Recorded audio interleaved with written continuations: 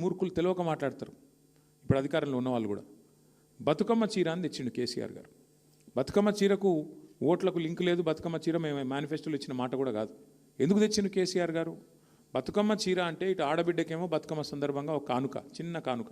అదేం పెద్ద పట్టు చీర కాదు, అదేం నువ్వు లక్షల రూపాయలు విలువ చేసేది కాదు. కానీ ఒక పుట్టింటోళ్ళు ఒక చిన్న కానుక పెట్టిన ఆడపిల్లలు ఎట్లయితే మురిసిపోతారో అట్లా ఒక చిన్న కానుక.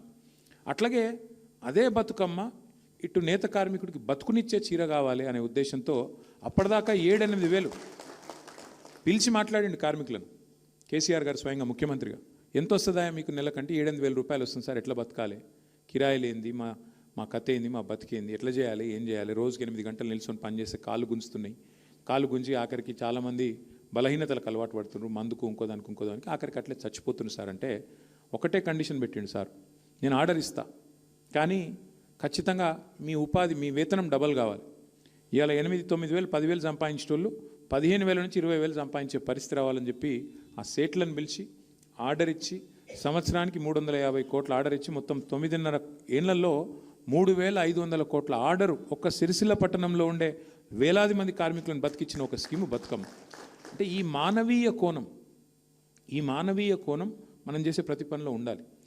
పరిశ్రమలకు